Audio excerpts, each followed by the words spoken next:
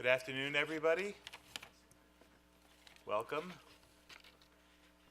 to the public lecture that is a component of the Curation Across Disciplines course that's being offered at the University of California here at Berkeley. And I wonder if we could just have a second for the people who are actual participants in the class, undergraduates who are participating in the class, to raise your hands so we get a sense of who's here. So they're evenly spread throughout. And then there are a lot of community members, and we even have some visitors from out of town who are here for a museums conference that just ended. So it's a nice, diverse crowd that we have here. We're kind of in the middle of the semester, and there has been a fair amount of time devoted to talking about curation across disciplines. At first, talking about art curation, curation of contemporary art principally, or modern art. And then second, talking about curation in the performing arts and in film, and also the intersection of those, so how performance is integrated into galleries. So the students have had a pretty broad exposure. I'm the director of the UC Botanical Garden. By the way, I'm Eric Siegel. I'm the director of the UC Botanical Garden. And my background has been in what I guess we'll call, for this sake, curation in science. So this last third, more or less, of the class is devoted to thinking about how science is presented to the public. And in that context, we're very fortunate, and I mean very fortunate, for our timing to work out so that Andrea Bandelli can join us. He's in town for a bunch of other work. He's a globetrotter. And let me tell you a little bit about his background. He's the executive director of the Science Gallery International, founded in Ireland in 2012 with the support of Google, and the goal of establishing a global science gallery network with 8 nodes worldwide by 2020. So it's kind of the Imperial Science Museum, right? They come in friendship and peace. The role of the Science Gallery International is to bring science gallery experiences to a global audience by supporting and enabling leading research universities located in key urban centers, hint, hint, worldwide, to develop a new platform for public engagement and cross-disciplinary creativity. SGI does cutting-edge work at the intersection of art, science, and society, which captures exactly the idea of curation across disciplines.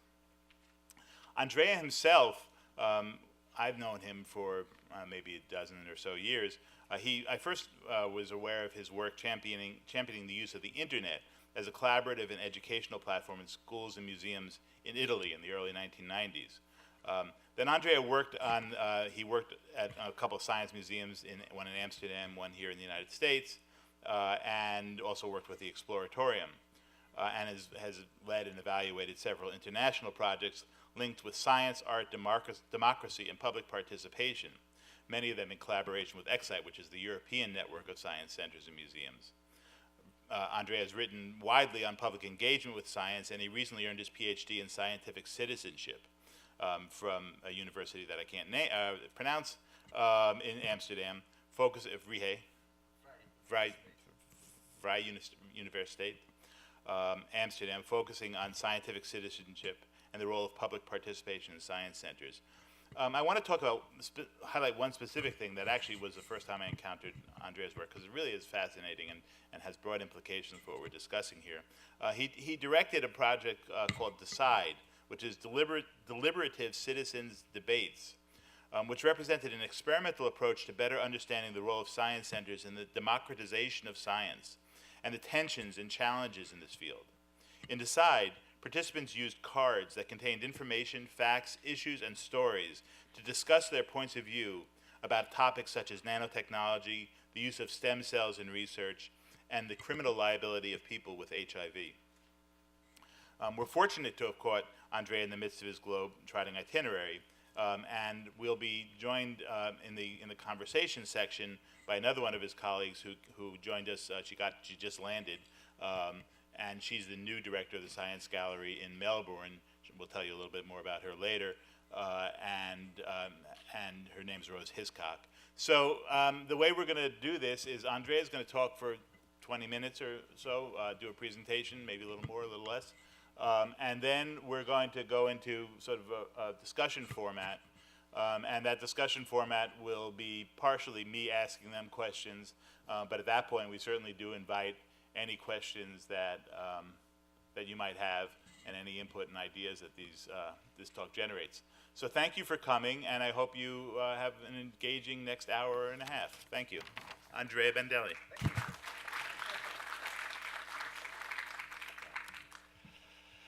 Thank you, Eric. Thank you so much for inviting me. It's an incredible opportunity to be here. And as Eric mentioned, I am not a curator. That is, you'll see indeed from the story I'll tell you. What I do is I am the director of a network of universities that develop compelling programs and exhibitions on art and science. And by doing this, of course, we also have a role as an international organization, and we're not going to take over the world, but we are halfway there. What I'm going to tell you is a bit of 3 stories actually of collaboration, because that's how we work, both in each science gallery. The process to develop an exhibition program is highly collaborative. We don't even have curators on staff, but even we don't hire curators. We work with curatorial advisors that are always a mixed group of 4 or 5 people from different disciplines, just to avoid indeed the single view on a topic. But let me start with this quote that is from a forthcoming book from the World Economic Forum. I think it's very telling of the situation where we are now. And indeed, our audience, the public, our society is using 21st century technologies, but we, especially the institutional people, the people who live in institutions, have a 20th century mentality, and definitely the institutions respond with 19th century policies and structures. And it was interesting for me to see this quote, because one of the models and frameworks that we've been using for the past years in science galleries, this one. It's really this contrast between 20th century institutions, museums, science centers, and 20th century, and really the move from being stable, big, large, providing content, to being participatory, agile platforms, meeting spaces, inclusive and networked.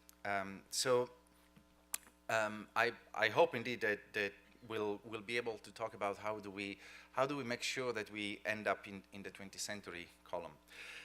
However, indeed, I was mentioning 19th century institutions. We work actually with much older institutions. There are 16th century institutions mostly, and these are the members of our network actually. So Science Gallery is a network at the moment of 6 universities, and each university develops a science gallery, which is a space embedded in the university that creates programs, exhibitions, and activities with a target audience of 15 to 25-year-old. It's a very important audience because it's usually an audience that doesn't, all other science, education, informal science institutions target families and children, and they have this big gap of teenagers and young adults. And in terms, of the world domination, well, this is where Science Gallery is. So the places in yellow are the permanent galleries. Dublin started in 2008 and is going to celebrate actually their 10th anniversary next February. Science Gallery London at King's College has been doing programs since 2013, and they are opening their permanent facility in June next year. Then we have Science Gallery Venice that was just announced and will be on the island of Venice in the university campus. Science Gallery Bangalore starting construction in a few months and it will open in 2019. Science Gallery Melbourne at the University of Melbourne, and I'm really very happy that Rose Hiscock, the director, is here with us today. They opened their first exhibition this summer, and I'll show you something from that exhibition, and will open in 2020 with a regular program from now until then. The place in green is Detroit, is Michigan State University. They are developing a slightly different format. It's called the Science Gallery Lab because they don't have a permanent, they haven't identified a permanent location yet. That is also because MSU is in East Lansing, the main campus, but they really want to be in downtown Detroit to be part of the social and the urban tissue of Detroit. So Science Gallery is the instrument basically that MSU is using to be in Detroit. It will take a while to understand where physically that is. So they are using the next 3 years really to develop programs and activities and identify the importance of a physical location or maybe multiple locations. The places in purple are all the science centers and museums where the Science Gallery exhibitions have been. Some of the exhibitions developed by Science Gallery travel to science centers and museums, and they've been to about 20 locations so far. And then we have those places in blue, and that's a partnership with the World Economic Forum that I'll tell you more later, and that's the conference in Davos in January, the summer Davos in China in June, and a new center that opened in San Francisco called the Center for the Fourth Industrial Revolution that is operated by the World Economic Forum. So let me indeed give you 3 examples of collaborative work. And the first one is an exhibition called Blood.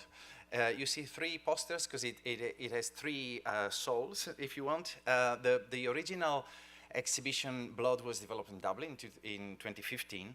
And then this summer, both Science Gallery London and Science Gallery Melbourne recurated the exhibition and created their own versions of Blood. As you can see, they have their own identity. The name is the same, the tagline is different, the identity is different. They shared a lot of the research that was done in Dublin. They shared a lot of the know-how that was developed in programming and creating a compelling exhibition that ranged from vampires to the latest medical technologies. And also, all the exhibitions in Science Gallery are developed with an open call, so there's a call for submissions from creative designers, artists, scientists worldwide. And in this case, London and Melbourne issued another open call to complement some of the previous artworks. The sharing works also across exhibitions. So this is a beautiful piece called The Body is a Big Place, which is actually a performance to reanimate a pig's heart. This was performed in Dublin a few years ago. It's a very complex performance that takes indeed the heart of a pig from the slaughterhouse in the morning, and then it brings it back to life. This installation was then featured and is actually still on show in London after a few years. And just one item that was present in Dublin, which I particularly love and gives also a sense of one of the ways we interpret art and science, is this one is called Legion by Mark Quinn. This is a cast of his child, and it's made with blood and a protein to which his child is allergic. So his child would die actually if he comes close to his cast. And it's a beautiful representation of the fragility of life. This piece, Pulse Index, was featured in Dublin, was featured in Melbourne as well, and will be in Davos in January. And it's called Pulse Index by Rafael Lozano-Hemmer. And it's a video installation where you put your finger in a scanner and it takes a picture of the fingerprint and of the heart rate. And it displays this historical sequence of all the fingerprints and the different colors and the different heart rates. And it's a very powerful representation of identity, because actually all the fingerprints are there on the wall, but also the differences in color of the skin and the effect of blood in that. Now, this piece actually represents probably one of the very interesting directions in which we are going, which is actually, I think, beyond science engagement. Is probably something that could be defined more as civic science or science activism. This piece is called Blood Equality by Jordan Eagles, and is an installation that is actually an activist statement against the ban on donating blood for LGBT people. In many countries, they are required to have a 12-month of abstinence from sexual contacts. And there is no scientific basis on that. The tests today can identify if there are any diseases in the blood much quicker than 12 months. So his work, he takes the blood of people who cannot donate blood, creates beautiful glass slides with the dried blood, and uses overhead projections to illuminate a building. So you can see here the installation in Melbourne, at the University of Melbourne, in the quadrant, the historical building that was lit up all night with these illuminations. The other one on the top corner is London, currently at the Peckham Art Gallery, where it was the temporary base of Science Gallery London, creating indeed a immersive environment with these illuminations, and also the other one was in the summer as well in London. And a few weeks ago I met Jordan, and I asked, well, the UK actually, just when they were opening blood in London, lowered the ban to 3 months. So I said, oh wow, that's great news. Are you happy? I said, hell no, because again, what is the basis of 3 months? The tests can identify HIV in 9 days. So it's either 9 days or nothing. And I like that kind of really very sound scientific approach to policy. What is the difference? It's just, it's like there is no argument in lowering it to 3 months if there is no scientific basis to support that. This is another piece that was displayed both in London and Melbourne. Is called You Beaut by the Hotham Street Ladies, and this is actually cake frosting, and they use indeed this material to display subjects and issues that are usually very difficult to talk to, especially with a teenager audience. So the larger picture is actually in the men's toilet in London, and the other one was from blood in Melbourne. And again, it's a very powerful, beautiful, funny, sweet, definitely, representation of complex topics, and to bring to trigger conversations in a very accessible way. So this is just a glimpse of the intense collaboration that happens within the network, drawing from the expertise of all our people. Next is an example of a collaboration between Science Gallery Dublin and the Museum of Modern Art in New York, and it shows indeed the kind of collaborations and curatorial collaborations that happen outside of the network. And there is a short video that will show you the exhibition and also the curators and the approach to the process.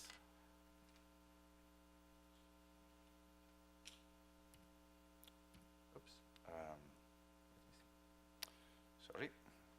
Okay.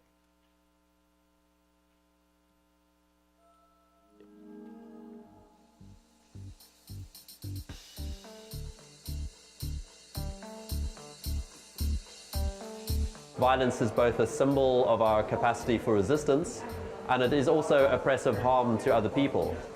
Design is no panacea. It doesn't offer a magic bullet or a solution to problems.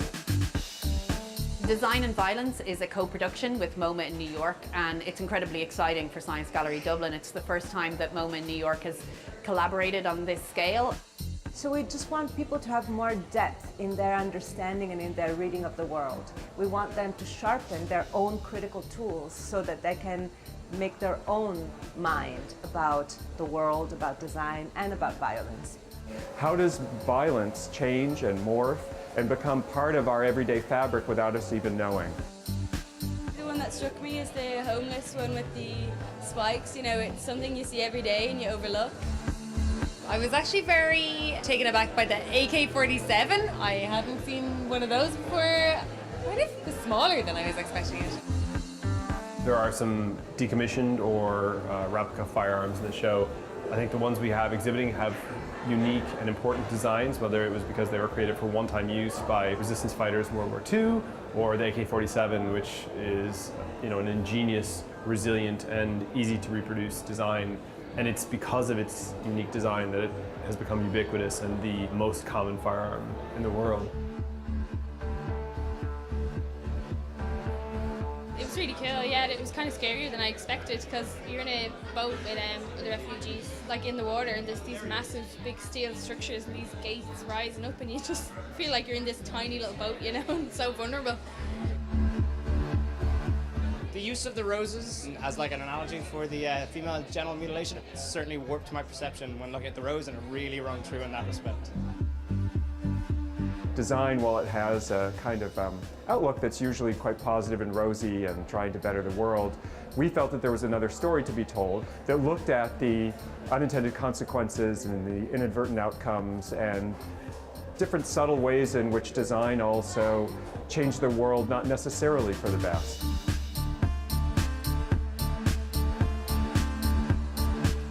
For our audience, Design and Violence is giving them an opportunity to tell us about the systems, the objects, the laws, what they think are objects of violence in their own everyday lives. So we have an archive space, and we're asking our audience to come in and to curate part of the show. So the archive is where the visitor can actually be their own curator and tell us why they actually want to choose the piece and what kind of stands out for them. I'm reading this report about sadomasochism and how kids that have bad experiences in their childhoods, they deal with that. I need to choose an object that I can relate with what I'm reading and then write something about it and then just play there. Together, what we were trying to do was really simply explore the two sides of creation and destruction. And also use design as a lens to understand the new manifestations of violence in society. So altogether, design and violence are both held up in this exhibition to be questioned, to be subverted, to be seen from many different angles. We would hope that visitors leave the exhibition with a much expanded vision of what design and violence mean.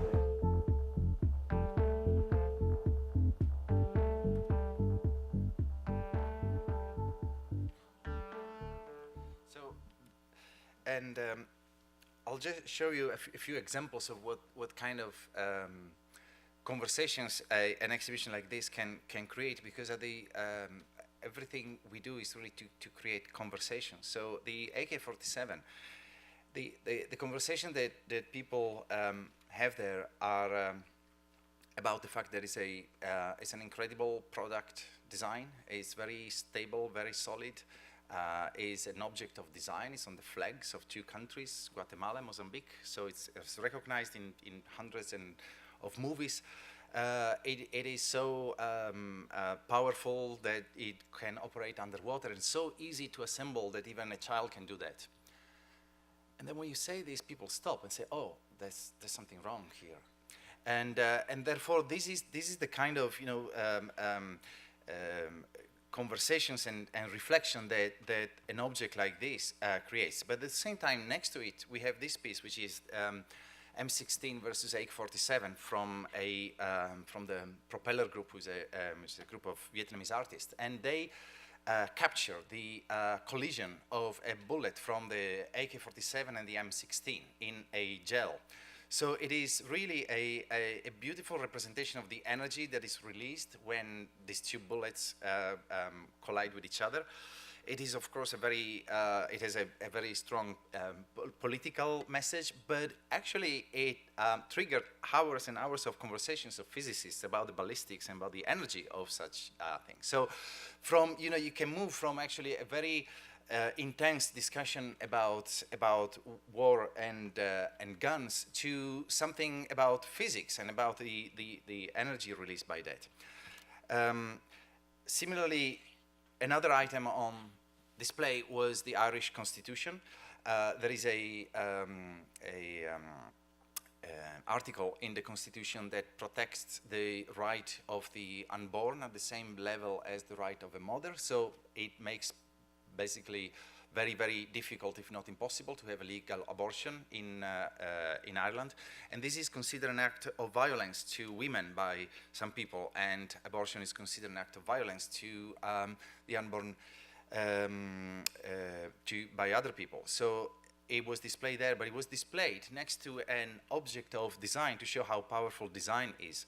And that T-shirt that just say repeal is actually, you can see it almost everywhere in Ireland now, because it's the instrument of the campaign to repeal the 8th Amendment, which is the article in case. And therefore, it doesn't even mention what, it just say repeal, and everybody knows what it is. So it is a very, very powerful example of how strong design can be and how design can be used for social change. And finally, a little bit about a new initiative that I mentioned. So our target audience is 15 to 25, but we've been lucky to start a collaboration with the World Economic Forum, which includes several meetings throughout the year. There's the Davos meeting in January, the one in China in the summer. Throughout the year, there are other meetings where they define. Basically, the World Economic Forum is the platform for private-public cooperation. So they define indeed the ways to make better policy and better systems for the world. And we started to do some interventions in Davos and in China with exhibitions and that are part of the program, to really make people think about the new the development of technologies. And I was really surprised to see this statement again coming from the World Economic Forum, and this is also from a book that is going to be published soon, that says all technologies are political. And I think it's a very bold statement that acknowledges that technologies embed values, and those values affect society, affect power, and there are no unintended consequences of technology. It is us actually not dealing very well with the values and with the way we develop technology, and therefore there are some consequences that that we don't agree with, or we would rather not see. And the other element of data which I find interesting is a recent survey from the Global Shaper, which is the community of 18 to 34-year-old worldwide. And when asked if scientific experts and academics should be involved in politics, a vast majority of young people living especially in the developed world, strongly agree with statements. So there is a demand for a more indeed political, societal engagement of scientists and researchers, and I think we need to be prepared to respond to that. And to give you an example of what this means is again an artwork that was displayed a few years ago in science galleries. It's called Stranger Vision, and the artist is a biohacker who collects the litter from the street, cigarette butts and chewing gums, and does a full analysis of the DNA, and then reconstructs the face and the visual appearance of those owners based on many of the indicators and many of the genes found in that analysis. And so the technology to do this at that level of precision is not there yet. However, 10 years ago, it was very hard and very expensive to do a full screening of the genome. Now you can do it by mail for under $100. So that technology is actually getting there. However, the chilling effect comes when a few years later, the government in Hong Kong started to do this advertisement on the street, saying, well, if you litter the city, we'll identify you and we can reconstruct your face and we'll name and shame you. So there is indeed the unintended consequences of design. It is, I think, these kind of artworks that are based on solid science and on the scientific process are really very good to let us think and prepare for what is at the beginning unthinkable.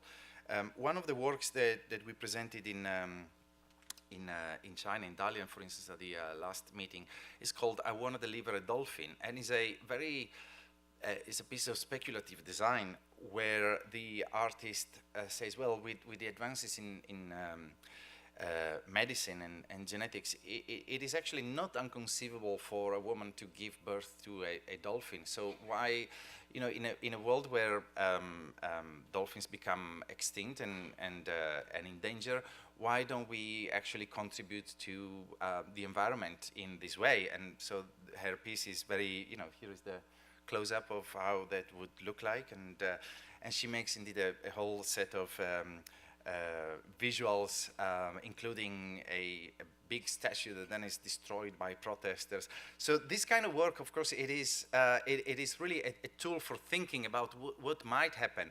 Actually, the artist goes even further and say, well, why not? In many countries they eat dolphin is food. So why don't we give birth to our own food?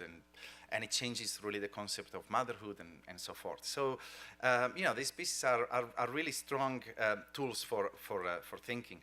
So when we were asked to contribute to the Center for the Fourth Industrial Revolution, where they focus on artificial intelligence and drones and the future of work, skills development, precision medicine. We identified indeed a few items that will be displayed there, and the first called is ad infinitum. This is somebody defined this as in an age of artificial intelligence, this is the equivalent of a mosquito because it's a parasitic machine. It's a machine that is unplugged and it feeds on human labor. So what happens is you put your arm in the machine, it grabs your arm, and then it starts to give small electric shocks that will force your muscle to move. So you have to use a crank, and if you don't do that, the shocks increases. I mean, if you keep cranking, then you feed the machine, and you can go on, and you go on. Actually, you can't leave. The only way to leave is somebody else on the other end does the same. So they put their arm, and then you're released, and you can go. So this is a maybe a dark representation of what happens when the machines use us, and us from users become used by the machines. But it's also indeed, it's interesting because the first reaction of people when they do this is they laugh. It's extremely funny. I said, well, it's not that funny. So in this sense, it provokes conversations about, indeed, this is the reaction, conversations about indeed what happens when when you deal with technologies that are not there yet. We need to explore all the feelings and the reactions.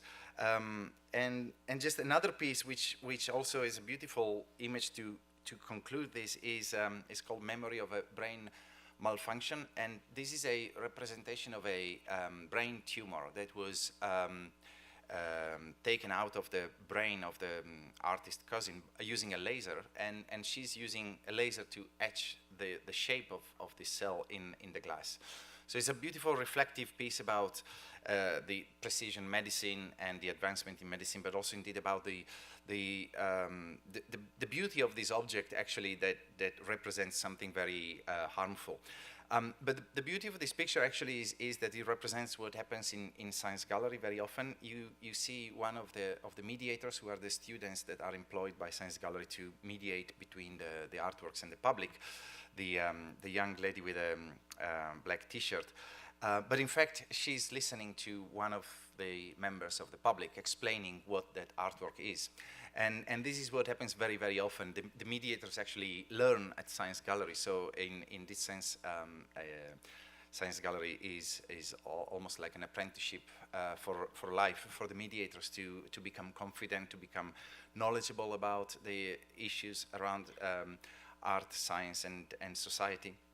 And this kind indeed of conversations are what keep science gallery going. So thank you very much. I look forward to your questions and comments.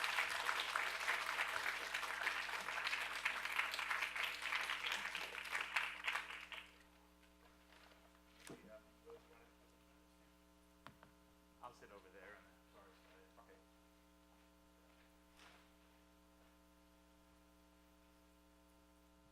Wow, right?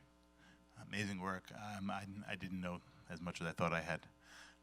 So thank you for sharing that.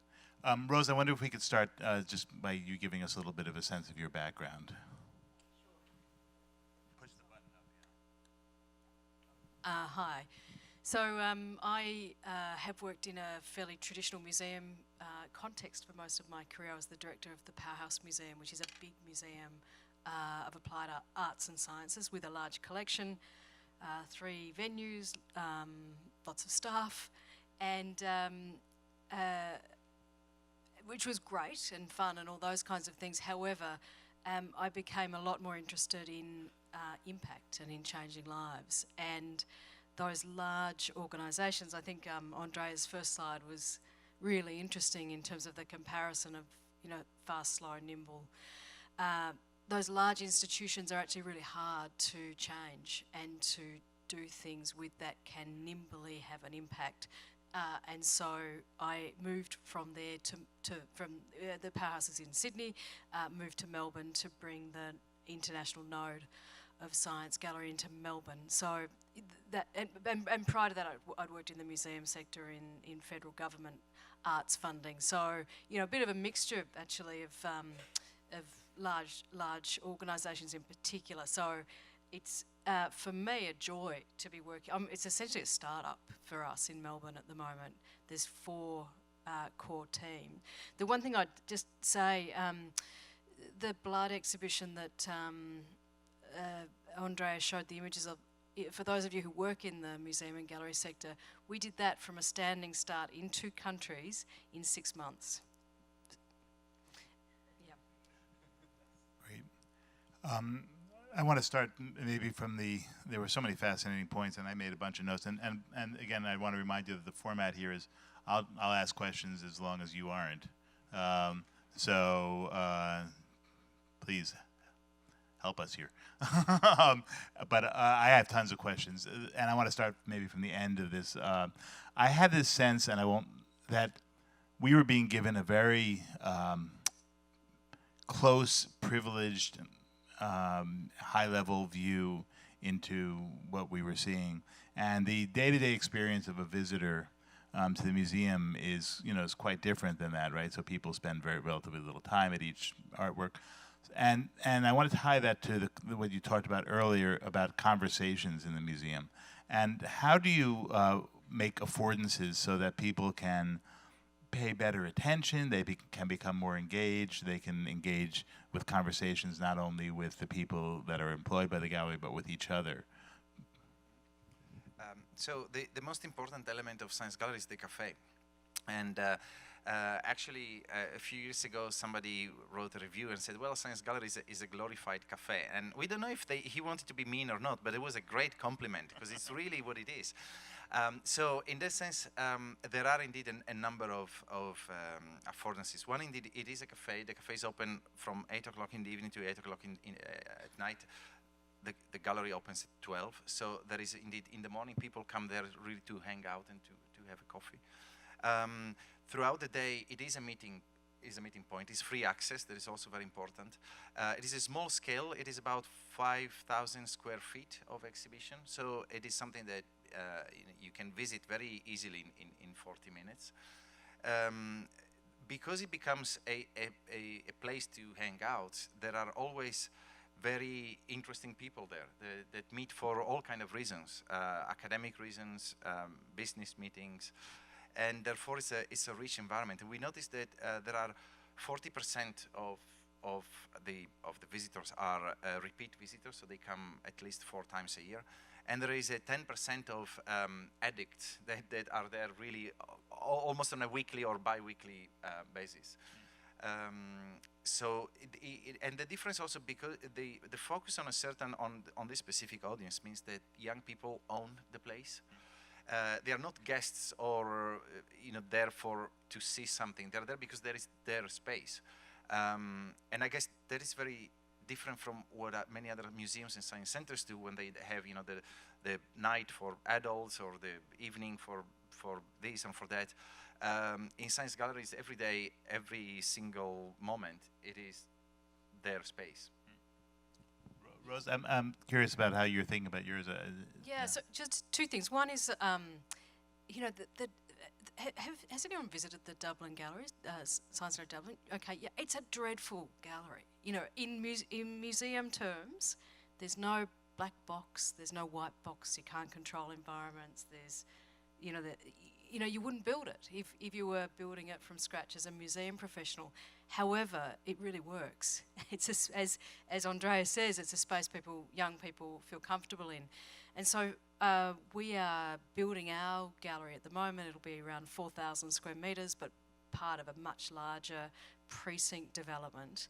And one of the things Andrea's, dipped in and out of seeing our process as it goes along, and his advice to me last time as a colleague was, don't be careful it doesn't become too precious, because one of the things I did in my career was rebuild Australia's pavilion at the Venice Biennale, so the perfect pavilion kind of thing. It's an art piece in itself, and you really don't want to run the risk of doing that in this environment because it'll be off-putting. The other thing I want to mention, though, in answer to that question is voice, and sort of what is the daily experience for someone in a science gallery context, and indeed in a museum context. Voice is super, super important, and I think it's where we're seeing a change in curatorial practice. So I've just been in New York. I had a look at exhibitions sort of all over the place, and was really struck by the difference in who's using their voice in different ways from a curatorial perspective. So the Brooklyn Museum and its absolute sort of integrity to its community. And so you're seeing the voices of different communities in that space compared to a traditional, really very traditional show, say at, MoMA or the Met, And I think that role of voice is increasing. It is the main game now for the future of curatorial practice. So whose voice is it, is the question. In the science gallery world, it's the voice of the artist, the voice of the audience, the voice of the mediators, and sometimes, and Andrea and I might debate this, the voice of the staff and the team. But the team are far last. So we're flipping the hierarchy of who has the voice, who has authority through our process. And sorry, just my last thing on that. And I have a real thing about this. When my very first job in this sector, well, my first sort of my sort of career was at ScienceWorks in Melbourne, which is a science centre. There was a typo on a label that we as floor staff, most of them had different kinds of degrees through uni or not, walked past it constantly and wanted to change it, but we had to wait for the curator to do it, and that has defined my my views around co-curation and who has authority within a museum. Please, Shannon. We have people with microphones at the aisles, but so just take a second to pass it over.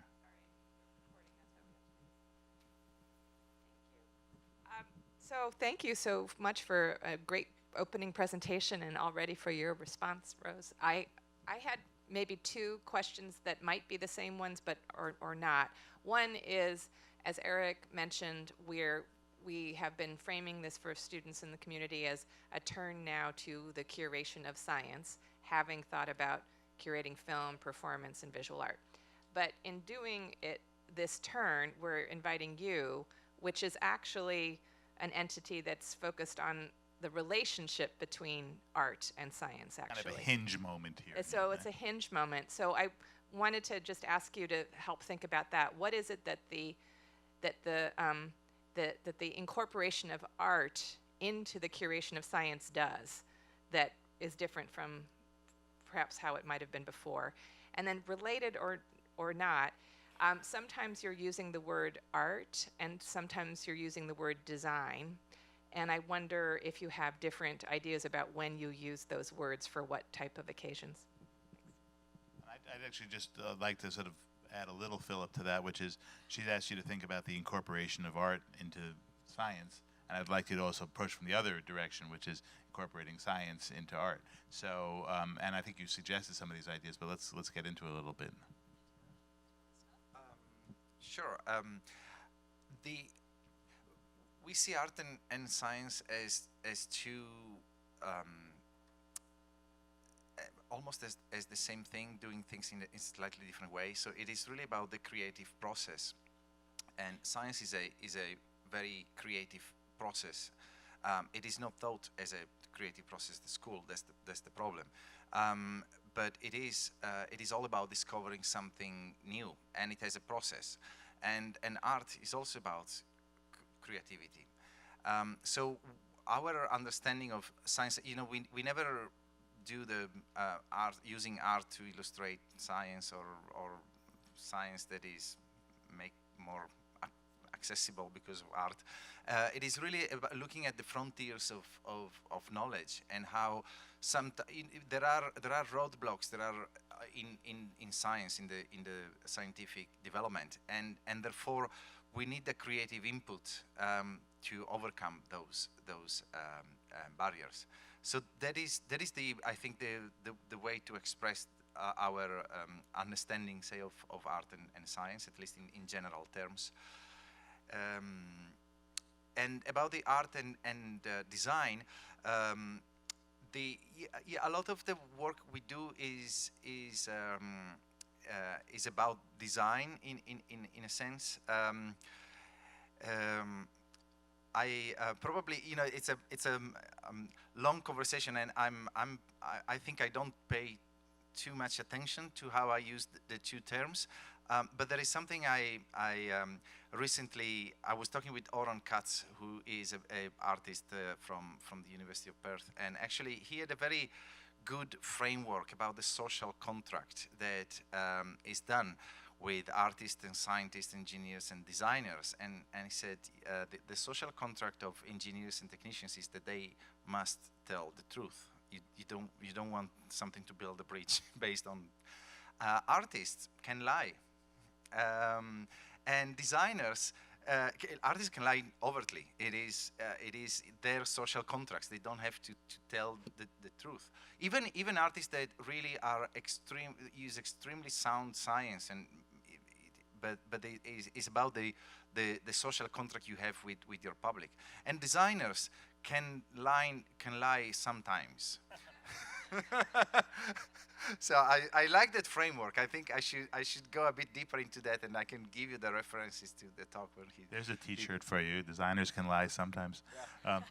Actually, I want to probe that a little bit, because actually you answered a question that I was about to ask. 'Cause, there are clumpers and splitters. There's people who like to see things as similar, and there are people who like seeing things as different. And in your first answer, you were describing things as similar. Science and art are, in broad terms, the same. And then your second answer, you were pointing out a very fundamental way in which they're different. So I wonder if I could challenge you a little bit on that, and ask you to sort of, I guess maybe imagine how visitors integrate the, obviously lying aspect of the art they're looking at with what they know can be done with technology and they know is being done with technology. Just on that, I think visitors actually do want some evidence often. So they're evidence. So they're actually looking for the science in an installation or a piece. And if the only friction we had in our blood exhibition was a member of the public asking one of our mediators about an artwork that was about a malaria, and her knowledge wasn't deep enough to go into a very broad conversation about malaria. She could talk about the artist's intent, but not about this malaria science. And that created an interesting conversation in our office around what our responsibility is in that as well. So we can't get away scot-free by saying, oh well, it's just conceptual, and we do have to think on many layers. Being Australian, the thing I need to acknowledge is, the First Peoples, Australian Indigenous peoples had, if you think about art, science, land law, custom, astronomy, cultural practice, law, there's the divisions become farcical. That it was a symbiotic relationship. Somehow we separate out these disciplines, and so they sort of go in and out, I think, a little bit. My sort of definition of the two is that artists they're both in the realm of the unknown, science and arts. However, science is trying to pin it down, and the artists are trying to keep it conceptual and as a hypothesis for longer. But the process is the same. The process of consideration is the same, and so we're really interested in the process. And so, what does having a room full of people with and the only other thing I'd say on it is discipline expertise is valid and important. So we're not trying to say everyone should be completely hybrid. There's no place anymore for a neuroscientist or for an artist. It's actually about blending traits, so curiosity and creativity, within disciplines, rather than saying disciplines no longer exist. An example of the artist, scientist, and lying or not is the stranger vision piece. As an art piece, it is a lie in the sense it is not true, but it's based on real science and is a way to make us think about what can be true. So in that sense, and if you look at the science behind that piece, is solid. It goes. Oh, stranger vision, the mask with the DNA analysis. Yeah, that one, as a finished product, it doesn't exist yet, but the science does, and therefore there is indeed that kind of blurry area where the work of artists and scientists come together. And as far as the art illuminating the science, one of the interesting things there is to look at the gap. So what technology doesn't exist yet, and what doesn't allow you to do that? Just one other thing on the process of having scientists on curatorial panels. We made a work in our version of blood that was with a German industrial designer who heats blood to a temperature which he can mould it. So he doesn't add anything to it, he heats it, moulds it, turns it into a cup. And his practice was around blood as a waste product and turning it into something useful.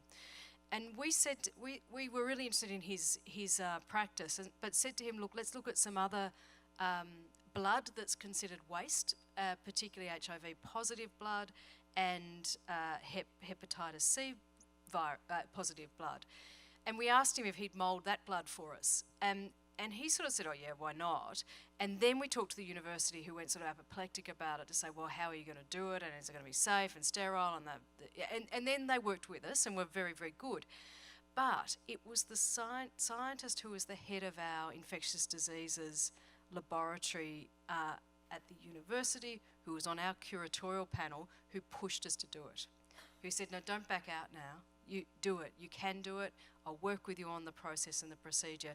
As a museum person in the arts, and as a director of a big institution, I would have risk-adversed out that piece way earlier in my other life if we hadn't had this really eminent scientist say, no, do it. It's going to create a conversation. Yeah, I wanted to sort of, I guess, continue what Shannon was asking, but from a different point of view, as we hinge here, I don't actually feel like we're hinging. I think we're just continuing a conversation about curation. I don't feel like the disciplines are, as Rose has said, are actually that distinct. And I'm responding to Rose's museum language with a lot of enthusiasm. But Andrea, to you first, the first thing you said today, do you remember what it was? I am not a curator. So that was very puzzling to me. I'd like to ask you to explain that to us, to me, how you think you are not a curator. I think you are. And then you also mentioned that the visitors at the Science Gallery, visitors can be their own curators, which was very interesting as well. And then to Rose, after you've answered, Andrea, how Rose defines herself today as a curator. Right. Well, I'm not a curator because I don't do exhibitions in that sense. So I'm not a traditional curator. The work. No, but even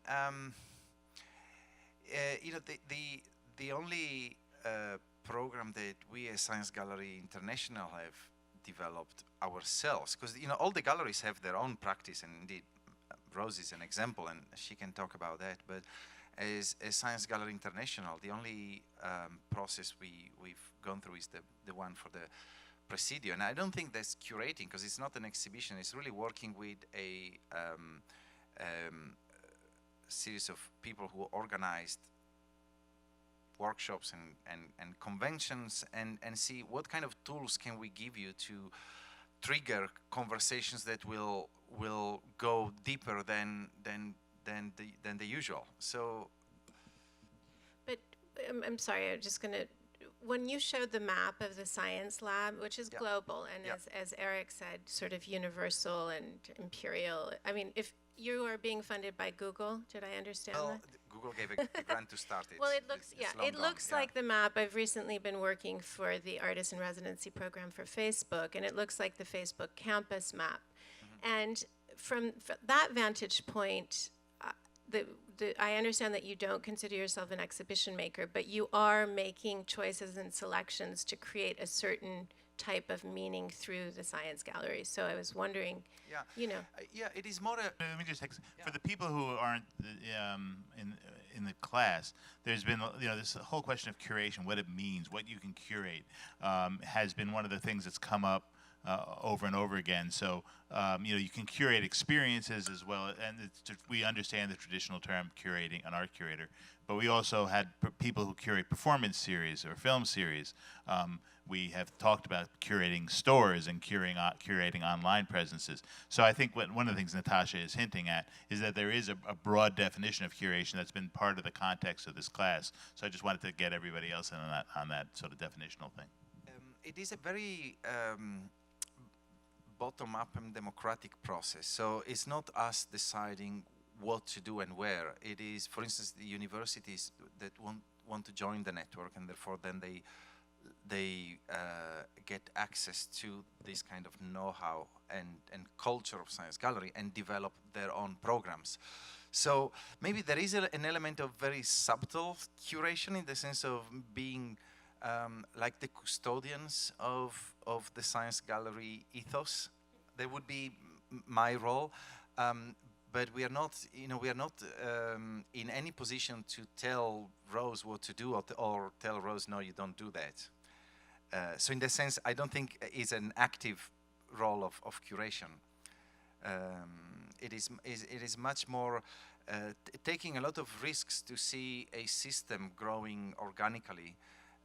And certainly making choices about at certain moment about what who joins the network and not, but it's more on a level of the system rather than on the content. We as a network, we are not involved at all in the Okay, I didn't understand that. Okay. Yeah, but so that's. And I kind of reacted to that as well. I thought. So I'm really interested in the democratisation of curation, but I also think one of the risks of the Science Gallery approach, and if I'm really honest, I'm critical of some of the shows that have been done through the network over time, and some that I've done in my career, and I'm sure we will do. And my criticism would be the lack of a narrative. Because I do think there needs to be a narrative in no matter how subtle or overt it is, within a show or an exhibition or whatever you want to call it, a theatre production, an arc of some kind somewhere to hang, as a hanging device. And one of the risks with the science gallery approach is so democratic that it can become a little bit of a pastiche. And so you're seeing a series of works that need, and the mediators are really important to explain them. Without those works, they can sometimes not hang together overly well. So, it's a work in progress, I think, and I call myself a director. Isn't that terrible? Which is strange in the face of all this democratisation. Or a curator. It's, really, I was always one to buck the system, working in a museum and almost letting people print what was useful on their business cards, because actually it's the person that you're talking to who it's going to be the most powerful for. So, and you want to get something out of it. So I'm a little bit, not the best practice at times. Yes, Kathy. I knew we could count on you, Kathy. I don't think your mic's on. Push it up. Now? Good. This was fabulous. Thank you so much. I think so much richness in your presentation.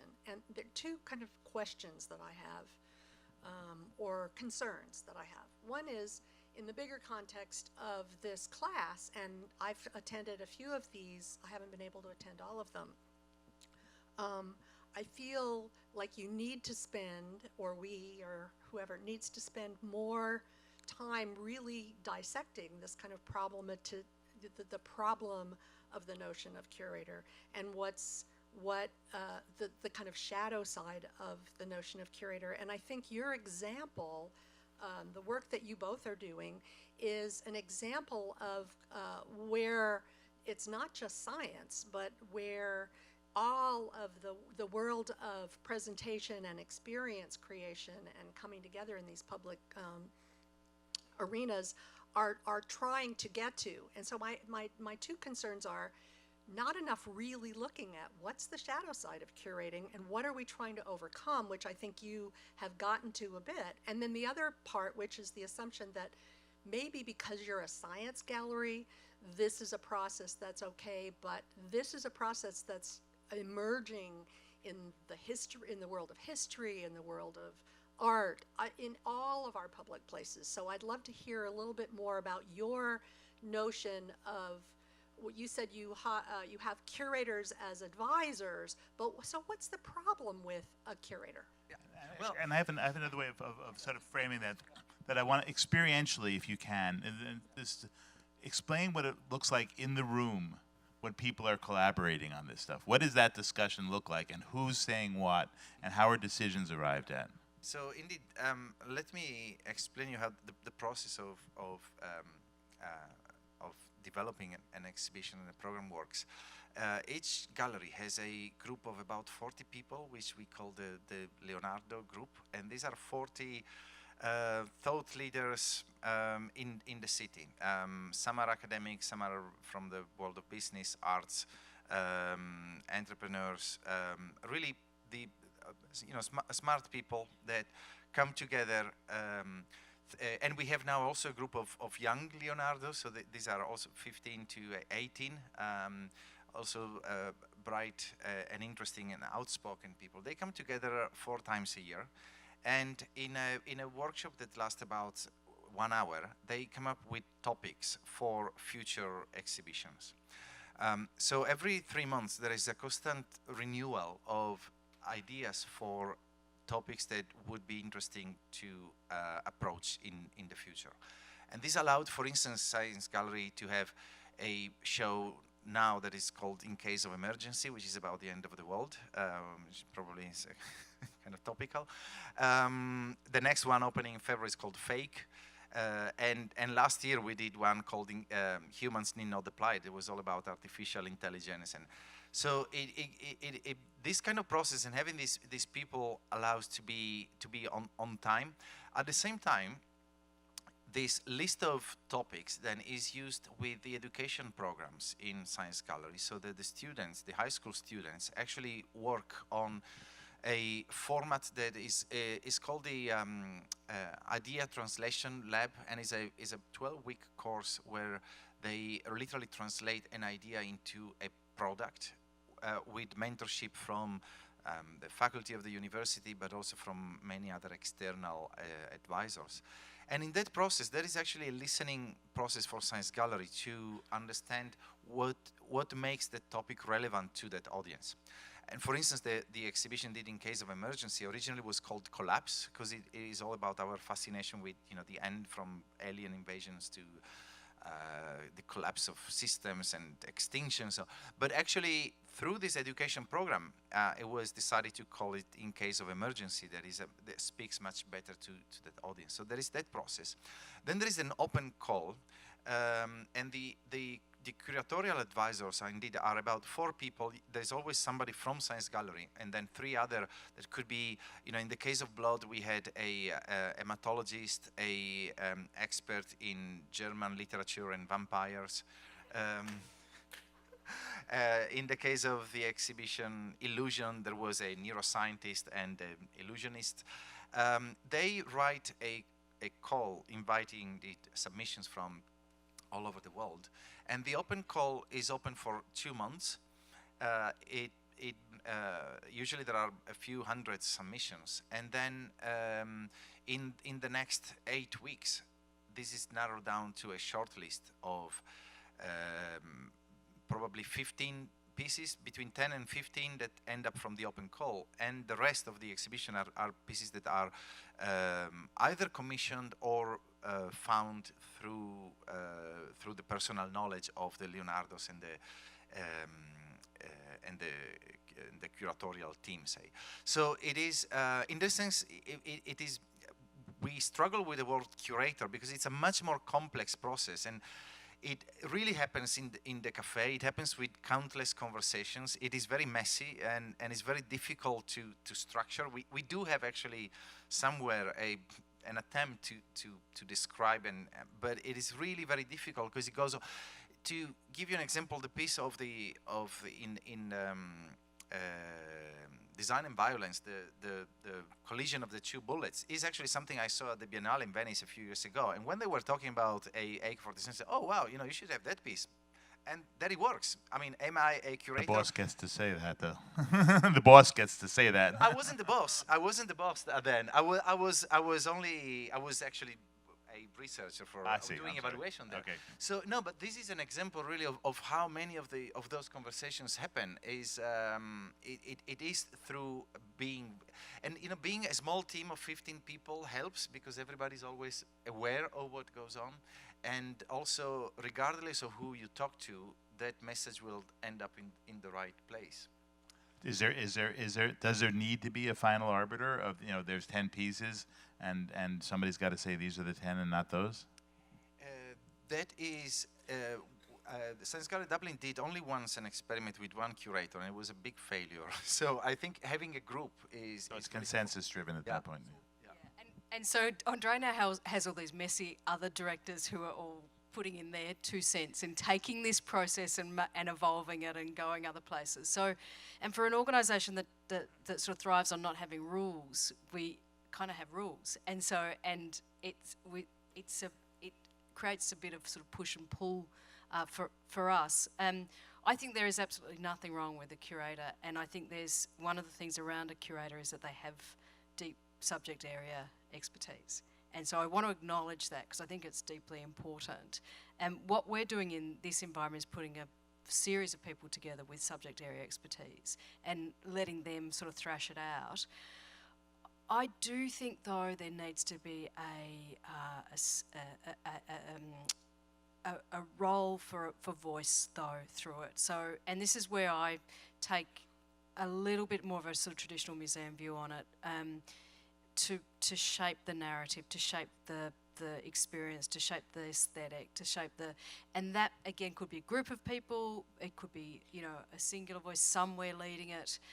But I absolutely agree with Andrea's, but you would never do a show that's just one curator. It's my show, I'm working on it for 3 years, I've got X amount of money and it'll go on the floor then. You know, that doesn't work, that won't happen in our world. Please.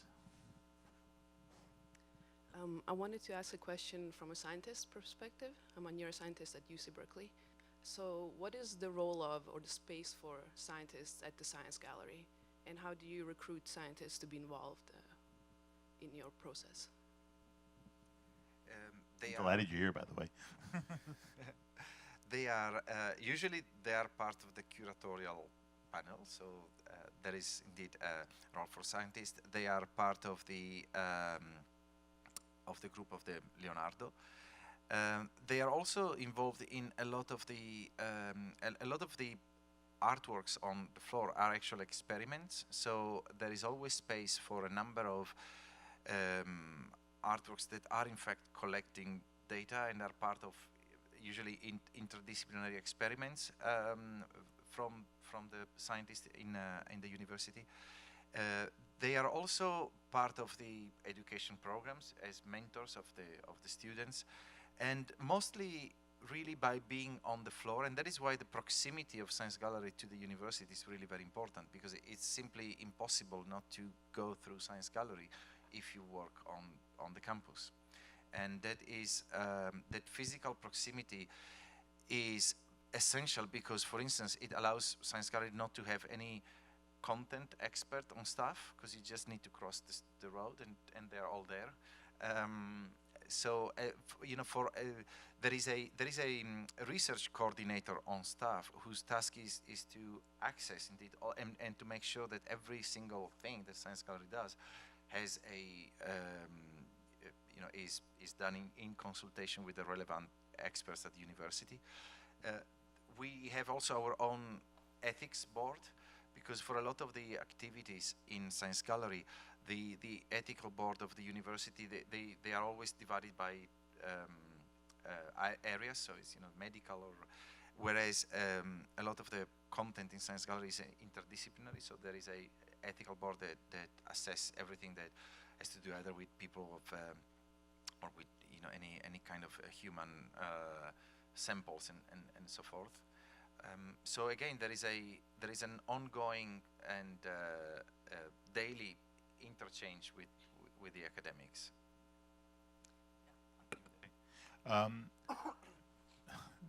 You hinted at this question of having a narrative going through the exhibition. So if you went out onto the exhibition floor here, either it would be explicit in the way the galleries were labeled, or be implicit in the way the show was laid out. That there was a story that was and in contrast with that, imagine a series of random works that were selected, placed into one space with no explicit narrative running through them. So I'm framing that question for this is sort of a common conversation among people who make exhibitions. And so, Rose, you're talking about pushing the Science Gallery model a little bit in order to have a narrative. And how would you change the process, and how would you try to establish a narrative that was built from the ground up as opposed to imposed from the top down? I think we kind of did a little bit of a blending of the two. So we had a creative director for our blood exhibition, a parasitologist, and he was also the head curator of the Anatomy and Pathology Museum at the University of Melbourne, so prepares bodies for teaching. And I went on a tour of all the collections that's the other thing where I'm pushing boundaries. I love collections, I love them. And the Science Gallery world doesn't really have collections. So how we approach collections and whether or not we have some kind of response to the collection, we will explore over time. But anyway, I was giving a tour of all our collections, and I found this fantastic guy, Ryan Jeffries, in this teaching museum. So I brought him across as our creative director. And so he did shape the very broad theme. So it was taboo, stigma, giving, identity, and our open call was organised around those threads. And then once the work came in and we distilled it down, how that hung together in the different rooms and how the audience journeyed through it. All of that is as a profession, you know, really, you just don't stick everything up in, well, you could put all things equal as a process in its own right to see what happened, or, you know, but you do it knowingly. And so that's really where I think the voice, that sort of museological training does come in and do something slightly different. Yes. Oh, I'm sorry. Hi. In a way, you've been addressing what question I wrote down a while ago, but you said you love collections. I've been to many galleries or performances where I've actually loved having a slightly more passive role. I mean, not intellectually, not in terms of my interest, but, you know, there's program notes, but I sit and partake and, God forbid, be entertained. Do you ever experience in the more interactive things a sense that it goes beyond being an opportunity to engage and becomes a responsibility to engage, that people feel a little imposed upon? Or as opposed to, you know, you can be the curator, you must be the curator? I mean, is there a little bit of, is there any pushback? I'm just curious, because I think this is fabulous, by the way. I love this whole presentation and this concept. Just bear in mind that the audience that we're really trying to approach, which is this young adult cohort. And so the mediators, who are science communication students on the whole, so that, you know, and science communication is a profession that people are wanting to get into. So there's peer-to-peer exchange happens. So it's not so much and a lot of the exchange is the mediator asking the visitor what they think and to tell them about the object as much as it is, you know, describing it. And they're funky, they're cool, they're interesting. You know, we had a letter from someone, I thought it started off saying we had to wait 45 minutes, and I was thinking, oh, here we go, this is a, you know, letter about waiting in a queue to do something. And this mother goes on to say, and in that 45 minutes, your amazing mediator convinced my young daughter to do science at university. So, you know, this exchange happens, that's part of the process. I suspect there's a correlation, and we would all know this, you know, you go into I don't know, who likes, you know, in a theatre production, the crowd participation moment, there's half the audience going, oh, don't pick me, and the other half are all leaning forward. You know, I think that's the same in the museum context, whether you're an extrovert or an introvert, and it's just, you know, a part of the process. I think the theatre world, though, just as an aside, is the really interesting space at the moment. They are discovering museums, and they are discovering installations, environments, much more experimental, much less precious. They stick it up. If it works, it doesn't. You know, they don't, you know, they build a set that looks like a museum, and without any of the sort of the torture that we'd put ourselves through to get that right, you know, exhibition. And that's the world to keep an eye on at the moment, because I reckon they're going to take us over. Yeah. The performance world. Yeah. Hear that, students. So we have a question here. And, oh, by the way, I should mention that we're drawing to the close of our time, so we'll stick around afterwards if any of you didn't have a chance to ask questions, or if you didn't want to ask in this large forum. So please go ahead. I have a question for Rosie and one for Andres. So for Rosie, you said narrative. I would like for you to clarify, like, how you distinguish narrative and theme. And for Andres, my question is, you said that you have like a panel of 40 people, and I was wondering, like, what the screening selection process is, and if there's like a turnover where they're re-elected or. Okay, well, yeah, because it's so they are first of all they have to show up. If they don't show up, they are out. They are usually in for 2 years, and they are appointed by in a very informal way, either by their peers or by, again, the conversations in the staff. But the important thing is that they are committed, and they commit to come to all the 4 meetings every year. It's not a honorary thing. It is really believing in shaping the future of Science Gallery. I think we better just move right, Rose. Yeah, sure. And by the way, if you go to Dublin, every person you meet on the street so proudly claims, or tells you if they're a Science Gallery Leonardo. They're so proud of it. narrative, voice, theme, they're all part of the sort of curatorial process, and I don't think there's any fixed rule about how you address each of them. You just do it from a position of consideration. Student questions? Okay, so are there any more? Okay, great. So I do want to be respectful of people's time. I just want to ask you to do one thing first. Just close your eyes for a second and imagine Science Gallery, Berkeley. Thank you all for being here, and it was wonderful. Thank you all for coming, and thanks so much to our guests.